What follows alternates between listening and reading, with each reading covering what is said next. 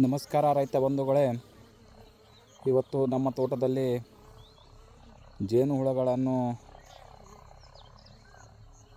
ಹುಳಗಳು ಯಾವ ತರಹ ಅಪ್ಟೇಕ್ ಮಾಡ್ತಾ ಇದ್ದೀವಿ ಅನ್ನೋದನ್ನು ತೋರಿಸ್ತಾ ಇದ್ದೀನಿ.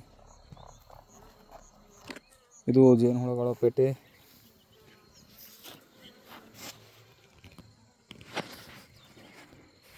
ಇನ್ನೊಂದು ಪೇಟೆ ಇದೆ ಇಲ್ಲಿ.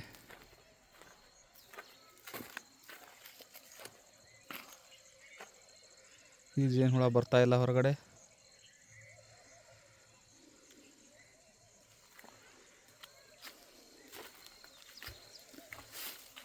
ಜೇನುಹುಳ ಇಲ್ಲದಕ್ಕಾಗಿ ಈ ವರ್ಷ ಸೆಟ್ಟಿಂಗು ಒಂದನೇ ಸ್ಟ್ರೋಕ್ದಲ್ಲಿ ಸೆಟ್ಟಿಂಗ್ ಆಗ್ತಾ ಇಲ್ಲ, ಡ್ರಾಪಿಂಗ್ ಆಗಿದೆ. ನೋಡ್ಬೋದು, ಎಲ್ಲ ಹೂಗಳು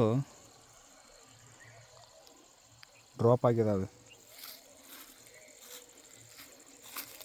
ಒಂದು ಗಿಡಕ್ಕೆ ಸುಮಾರು ಹೆಣ್ಣು ಹೂಗಳು 200 ಹೂಗಳು ಡ್ರಾಪಿಂಗ್ ಆಗಿರುತ್ತವೆ.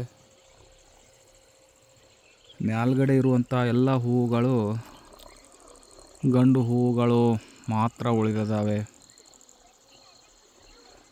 ಇದಕ್ಕೆ ಕಾರಣ ಇಷ್ಟೇ, ರಾತ್ರಿ ಮತ್ತು ಹಗಲ ಇರುವ ತಾಪಮಾನದಲ್ಲಿ ವ್ಯತ್ಯಾಸ. ರಾತ್ರಿ 16 ಡಿಗ್ರಿ ತಾಪಮಾನ ಮತ್ತು ಹಗಲದು 36 ಡಿಗ್ರಿ ತಾಪಮಾನದಿಂದ ಆ ತರಹ ತಾಪಮಾನದಲ್ಲಿ ಎಲ್ಲ ಕಡೆ ರೈತರು ಇದೇ ಪ್ರಾಬ್ಲಮ್ ಇರುತ್ತದೆ.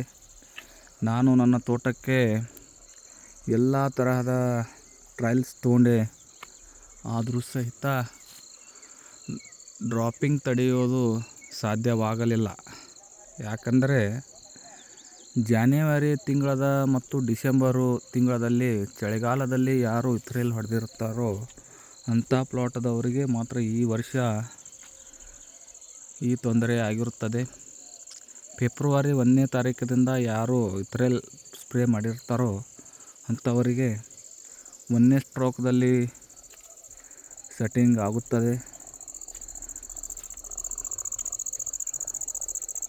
ಈಗ ಈ ಹೂವುಗಳು ಬಿದ್ದ ಮೇಲೆ ಡ್ರಿಪ್ನಲ್ಲಿ 0-60-20 ಅನ್ನು ಕೊಟ್ಟು ಮತ್ತೆ ಹೂವು ತರಿಸಬಹುದು.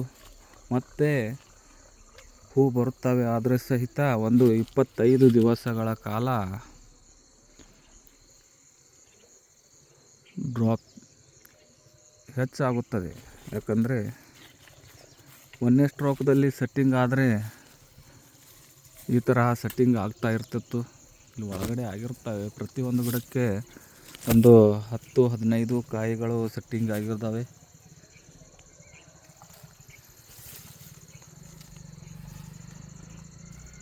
ಮತ್ತೆ ಹೂ ಬರುತ್ತದೆ. ಆದರೆ ಸ್ಟೆಮ್ಗೆ ಬರುತ್ತದೋ ಅಥವಾ ಇಲ್ಲೋ ಅನ್ನೋದನ್ನು ನೋಡಿ. ಯಾವ ತರಹ 1ನೇ ಸ್ಟ್ರೋಕ್ದಲ್ಲಿ ಸೆಟ್ಟಿಂಗ್ ಆಗಿತ್ತಂದರೆ ಈ ತರಹ ಸೆಟ್ಟಿಂಗ್ ಆಗುತ್ತಿತ್ತು.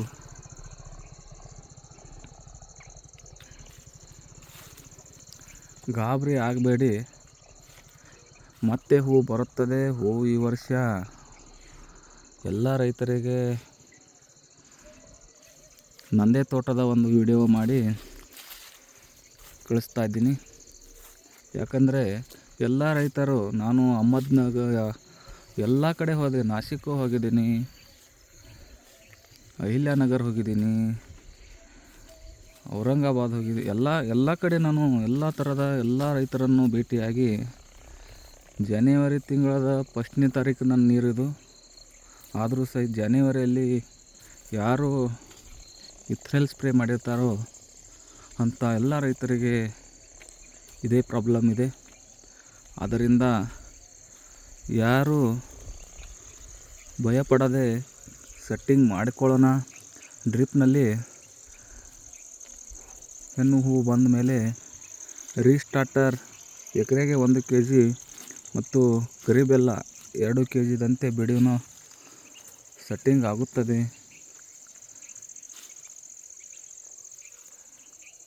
ಆದರೆ ಒಂದು 20 ದಿವಸ ಲೇಟ್ ಇಷ್ಟೇ. ಆದರೆ ಎಲ್ಲ ರೈತರಿಗೆ ನಮಸ್ಕಾರ.